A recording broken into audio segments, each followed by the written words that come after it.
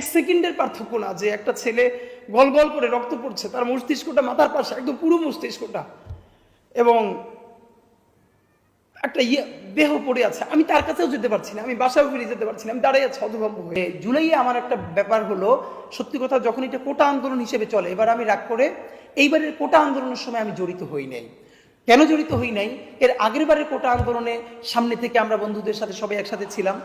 আমার প্রচন্ড একটা অভিমান ছিল আমার ভাই বোনদের প্রতি, এবং আমি একদিনও এবার কোটা আন্দোলনে যাই নাই। এটা বলতে আমার কোনো দ্বিধা নাই, কারণ আমি বলেছি যে এইটা হলো, এবং দেখেন আমি আজীবন বলি, ঢাকা বিশ্ববিদ্যালয়, বাংলাদেশের প্রত্যেকটা বিশ্ববিদ্যালয়ের অধিকাংশ ছেলে মেয়ে, আমি বলছি অধিকাংশ, তারা অত্যন্ত সেলফ সেন্ট্রিক। কারণ তার পাশের বন্ধুটা, সবার কথা বলছি না, কারণ আমার সেই বন্ধুরা এবার কোটা আন্দোলনে দেখলাম তারা অত্যন্ত সরব, কিন্তু তার ভাই মরে যাচ্ছে, তার ভাই আহত হচ্ছে, নির্বাচনের কারণে, ধানের শীষে ভোট দেওয়ার কারণে ধর্ষণ হচ্ছে, না তাকে একদম মানববন্ধন আমি ডেকে পাচ্ছি না। তো এই অভিমানে আমি প্রথম দিনই যোগ দিইনি, প্রথম দিকে।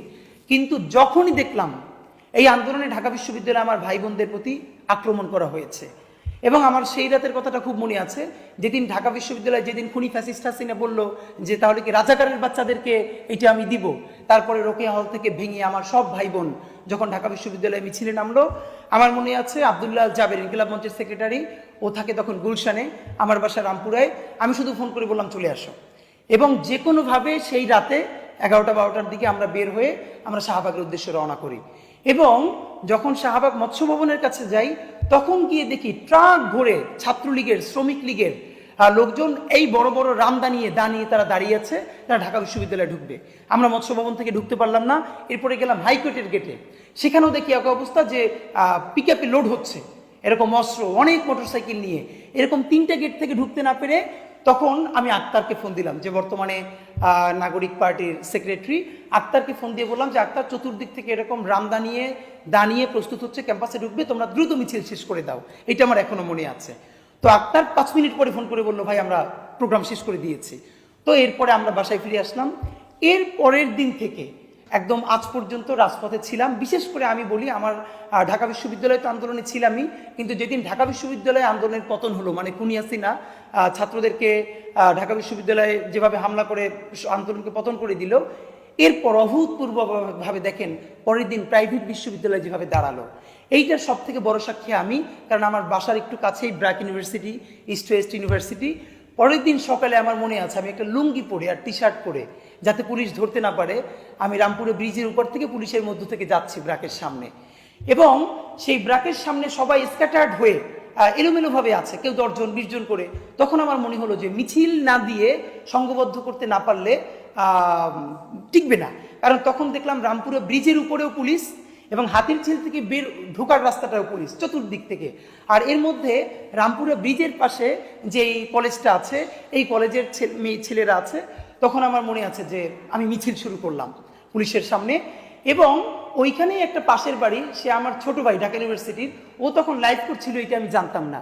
তো লাইভের মধ্যে দেখে যে ওখানে আমি স্লোগান দিচ্ছি, এরপরেও দ্রুত আমাকে ফোন দিয়ে বলে, ভাই আমি তো বাসা উল্টো পাশে, আপনি বাসায় আসবেন কিনা? আমি বললাম, না বাসায় আসবো না, তুমি বরং এখানে আসো। এরপরে ও এসে আমাদের সাথে আন্দোলনে যোগ দেয়। এরপর থেকে আমি রামপুরা কেন্দ্রিক যে আন্দোলনটা শুরু থেকে শেষ পর্যন্ত এইখানে সামনের সারিতে ছিলাম। এবং আপনাকে আজকে স্পষ্ট করে মনে করিয়ে দেই যে এটা অনেকেই জানে, যে সম্ভবত পুরো ঢাকায় যেদিন কারফিউ জারি হয়েছিল, সেই কারফিউটা সর্বপ্রথম রামপুরা আমার নেতৃত্বে আমরা ওয়াবদা রোডে ভেঙেছিলাম। এর কারণ হলো, কারফিউর দিন সকালে আমাদের রামপুরার ওয়াবদা রোড মুখে একজন বেকারি শ্রমিককে 10টা-11টার দিকে কোনো কারণে সরাসরি গুলি করে হত্যা করা হয়। পুলিশ গুলি করে হত্যা করে, একদম মাথায় গুলি করে, এবং রামপুর ওয়াবদা রোডের মুখে সে পড়ে যায়, এবং রক্ত, ছোপ ছোপ রক্ত। এবং আমার মনে আছে আমরা ওয়াবদা রোডে অল্প কয়েকজন ভাইয়েরা দাঁড়িয়ে, সেই রক্তের উপরে দাঁড়াইয়া আমরা কারফিউ ভাঙার ডাক দিয়েছিলাম। এরপরে মানুষ আসতে শুরু করলো। এরপরে তো আপনারা জানেন কিভাবে রামপুর রণক্ষেত্র হয়ে উঠলো। আসলে এই দিনগুলো চালন করলে বুঝতে পারি না যে কি। এবং সব থেকে ভয়াবহ, আমি যেদিন ঠিক করলাম যে আমি আসলে জীবন থাকতে আমি ঘরে ফিরবো না, এর একটা বড় কারণ রামপুরায়, এটা অনেকেই আমার সাথে সাক্ষী, আমরা যখন মিছিল দিচ্ছি রামপুরা ব্রিজ থেকে ওয়াবদা রোডের মাঝখানে জায়গাটায়, তো আমার থেকে হয়তো 5 ফিট দূরে হবে একটা ভাই, আমরা মিছিল দিচ্ছি। ছেলেটা আমার চেয়ে বয়সে একটু কম হতে পারে বা আমার সমান, ইয়াং একটা ছেলে, ইয়াং এনার্জেটিক, মুখে মাস্ক পরা। হঠাৎ করে দেখি সে লুটিয়ে পড়েছে। আমি বুঝতে পারি নাই।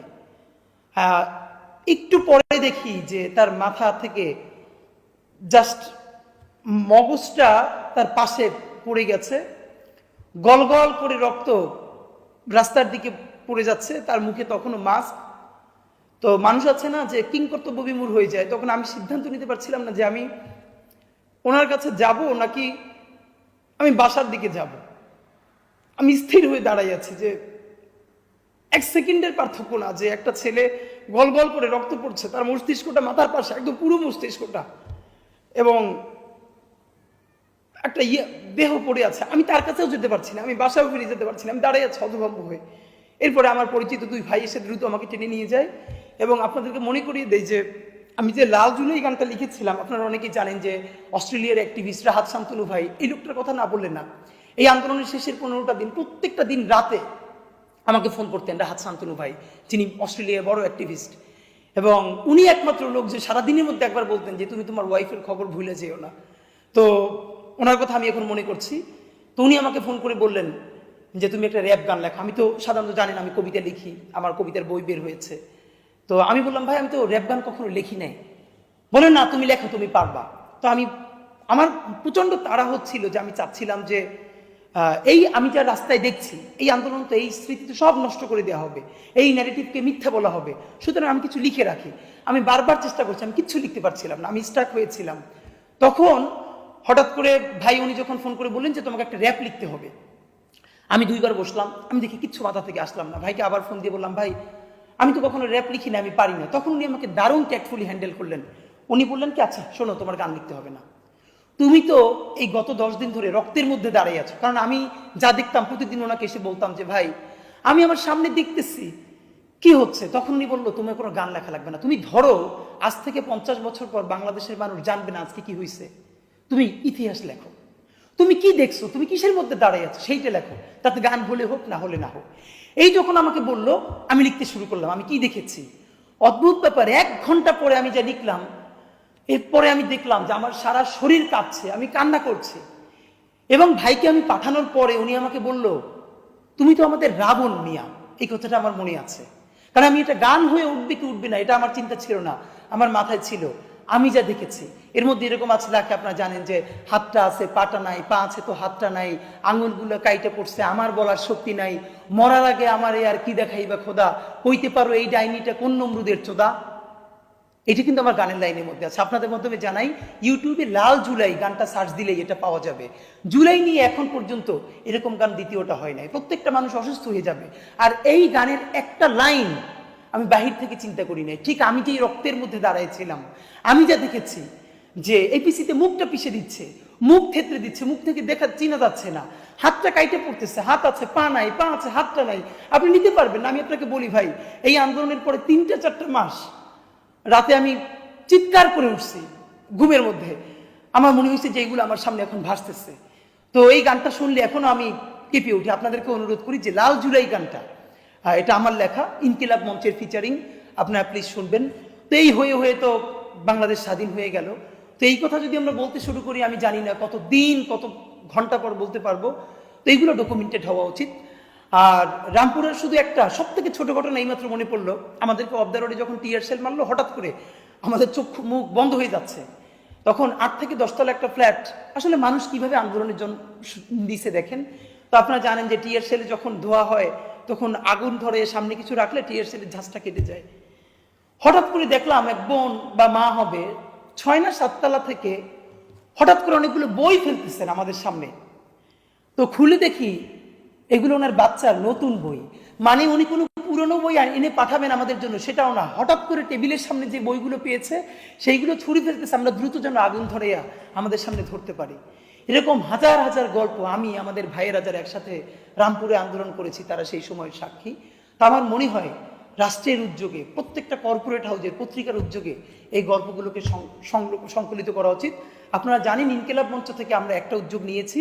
প্রথমত এই যে হাজার হাজার গ্রাফিতি, যেই গ্রাফিতিগুলো মুছে দেওয়া হয়েছে, আমরা উদ্যোগ নিয়ে আবার সেই গ্রাফিতিগুলো অনেক জায়গায় এঁকেছি। দেখেন একটা গ্রাফিতি আঁকতে লাগে 1 দিন, মুছতে লাগে 10 মিনিট, আবারও মুছে দেওয়া হচ্ছে। তা আমরা ইনকিলাব মঞ্চ উদ্যোগ নিয়ে জুলাইয়ের গ্রাফিতিও গায়েল সমগ্র এই নামে বড় একটা সংকলন করেছি। এখানে সারা বাংলাদেশের যত গ্রাফিতি আছে সেই গ্রাফিতির একটা করে ছবি আমরা প্রায় 5 শতাধিক গ্রাফিতি সংকলন করেছি এবং এটা 21শে বইমেলা আমাদের ইনকিলাব মঞ্চের স্টলে আমরা উদ্বোধন করেছি। আপনারা চাইলে, এটা আমরা এই জন্য বলি যে ইতিহাসকে সংরক্ষণ করার জন্য এটা আমাদের রাখা জরুরি। আর একটা আপনাদেরকে জানাই যে জাতিসংঘ 114 পৃষ্ঠার যে প্রতিবেদন দিয়েছে এই জুলাই গণহত্যা নিয়ে আওয়ামী লীগের বিরুদ্ধে, এটাও ইনকিলাব মঞ্চ থেকে আমরা ইতিমধ্যে অনুবাদ করেছি এবং সেটা আমরা ইনশাল্লাহ বাংলাদেশের মানুষের জন্য আনবো।